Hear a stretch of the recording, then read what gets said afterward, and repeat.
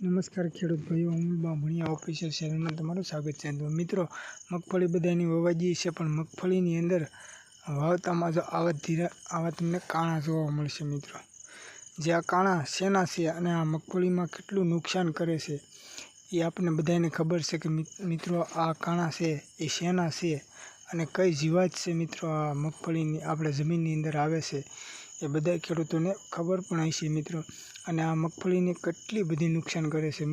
જો મગફળીમાં આપણે ધ્યાન પણ ન આપ્યું હોય તો મગફળીને સાવ ઉપાડેલી એવા આ આપણા દુશ્મનો છે ખેડૂતોના.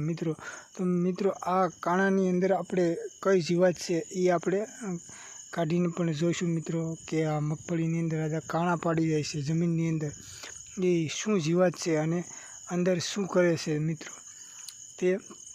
મિત્રો, આ મગફળીની અંદર આ જે કાણા પડતી જે જીવાત છે તે આપણા દુશ્મન મૂંડા છે. મિત્રો, અને તે ઢાલિયા સ્વરૂપમાં અત્યારે હોય છે. મિત્રો, વાવણીના પહેલાં વરસાદમાં તે મિત્રો જમીનમાંથી નીકળી અને રાતે લીમડા કે હરિગોવા કે જે ઝાડ હોય તેમાં રાતવાસો કરી અને સહવાસ કરી અને મિત્રો તે પાછા જમીનમાં પણ જતા રહેતા હોય છે. મિત્રો, અને જમીનમાં તેના ઈંડા પણ આપણે જોઈશું. મિત્રો, આ કાણાની અંદર આપણે એના ઈંડા પણ છે. તો મિત્રો, ઈંડા પણ આપણે આ વિડીયોની અંદર દેખાડીશું.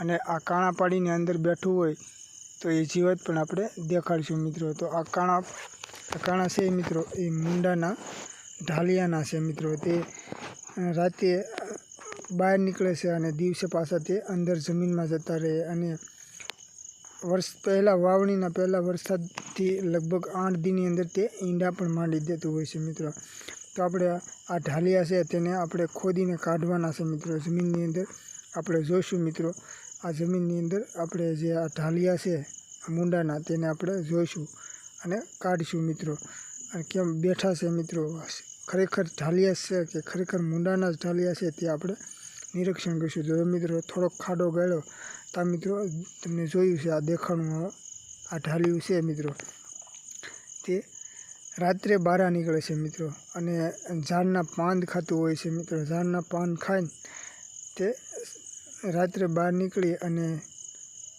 માદા હોય નર હોય તેનું સમાગમ થતું હોય છે. મિત્રો, અને તે દિવસે પાછા તે જમીનની અંદર વયા જતા હોય છે. તમે જોઈ શકો છો. મિત્રો, કેવું જમીનની અંદર બેઠું હતું. મિત્રો, આ જે 8 દિવસ ન થાય તો મિત્રો તેનું ઈંડું છે તે જમીનમાં તે મૂકી દેતું હોય છે. મિત્રો, આ ઢાલિયું એક ફૂદા અને આ ઢાલિયા છે તે મિત્રો એક મૂંડા સ્વરૂપમાં જ હોય છે. તે વાવણીનો પહેલો વરસાદ થાય ત્યારે તે જમીનની બહાર નીકળે છે. અને તે તમે ખેતરની અંદર જોશો. મિત્રો, તો કાણા તમારા જમીનની અંદર મગફળી હોય કપાસ હોય તેની અંદર કાણા આવી રીતના બધે કાણા દેખાતા છે. મિત્રો, જે આ કાણા હશે તેની અંદર ખરેખર જે મૂંડાનું ઢાલિયું છે તે ખરેખર અંદર ઈંડા માંડી ચૂક્યું છે. મિત્રો, આપણે ઈંડા પણ જોવાના છે.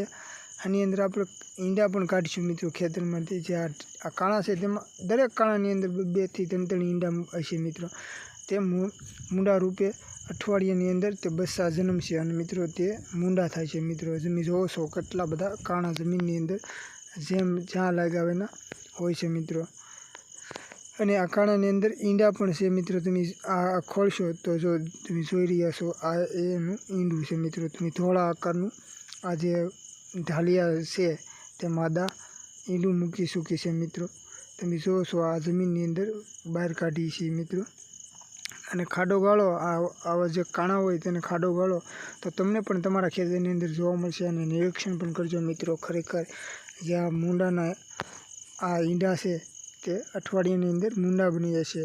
તમે ગમે તેવી મગફળીની અંદર સિસ્ટમિક ગમે તેવી દવા નાખી છે તો મિત્રો તેને અસર નહીં કરે. કેમ કે મિત્રો વાવણીના 10 થી 15 દિવસે તો મિત્રો એના ઈંડા હોય છે. મિત્રો, 15 દિવસ પછી તે બચ્ચા થવા લાગે છે. અને મિત્રો 15 દિવસની અંદર તો આપણા મગફળીની અંદર ગમે તેવી ભારે દવા હોય તો પણ મિત્રો તે વહી ચૂકી હોય, જમીનની અંદર નીકળી ચૂકી હોય. અથવા અને આ જે દવા છે મિત્રો તે કદાચ આપણે મહિના દીની અસર કરતી દવા આપણે કદાચ સિસ્ટમિક દવા એવી વાપરી છે તો પણ મિત્રો તે 15 દિવસની અંદર તે દવા છે ધોવાઈ પણ જતી હોય છે અને અમુક ટકા તેનું કેમિકલ છે તે ઉડી પણ જતું હોય છે. અને મિત્રો અને અમુક ટકા જે 15 દી પછીનું જે કેમિકલ હોય મિત્રો, તે આપણા મૂંડાને એને રેઝિસ્ટન્ટ પાવર આવી ચૂક્યો હોય છે. કે એનું કારણ છે મિત્રો, આ મૂંડા છે તેને ખાય તો પણ મરે નહીં, કારણ કે એટલું તેનામાં ઝેર હવે એને મળી ચૂક્યું છે. વર્ષો તે આપણે નાખતા આવીએ છીએ, એટલે મરશે પણ નહીં મિત્રો. તમે જુઓ છો આ તે મૂંડાના ઈંડા છે. તમે જુઓ આ 2 નીકળ્યા મિત્રો, આ ખાડાની અંદર 2 ઈંડા છે મિત્રો.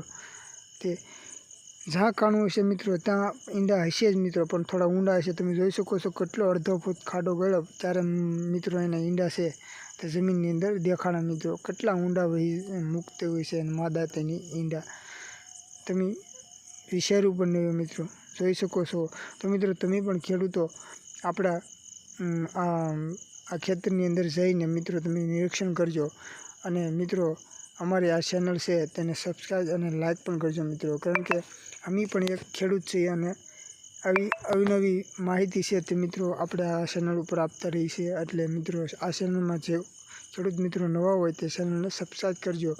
અને આપણી ખેતી છે મિત્રો તેને ખરેખર કાળજી રાખી અને જોતા પણ રહેજો મિત્રો. તમે જુઓ છો આ જમીનની અંદર લાગટ કાણું જ પડી દીધું છે મિત્રો. તો લાગટ મૂંડાની અસર પણ જોવા મળશે મિત્રો ખાસ. એટલે એની માટે મિત્રો જે ક્લોરપાયરીફોસ જે 1.5% જે ભૂકી આવે છે મિત્રો, તેને આપણે પ્રથમ જ્યારે આ મગફળીની અંદર જ્યારે બેલી અકારતા હોય ત્યારે મિત્રો વરસાદ આવે એ પહેલાં થોડી વેરી દેવી જોઈએ, જેથી કરીને ઝીણા મૂંડા છે તે તાત્કાલિક મરી પણ જાય મિત્રો. અને હવે 8 દીની અંદર મૂંડા ઝીણા સ્વરૂપમાં તે બચ્ચા સ્વરૂપમાં નીકળી પણ જશે મિત્રો. અત્યારે હાલની અંદર તે તમે અહીં ઈંડા પણ જોયા, અને આપણે ઈંડાને ફોડતા પણ આપણે એક જોઈશું. આપણે ઈંડાને એક આપણે ફોડી પણ નાખશું મિત્રો. આ વિડીયો બનાવતા મિત્રો ઘણી બધી વાર લાગતી હોય છે. જુઓ છો તમે મિત્રો લાગટ કાણા પડી ગયા હોય એવું જમીનની અંદર દેખાતું હોય છે. તમે તમારા ખેતરની અંદર પણ નિરીક્ષણ કરીને જોઈ શકશો મિત્રો. આગળ આપણે એક ઈંડું ફોડીને પણ જોવાનું છે મિત્રો.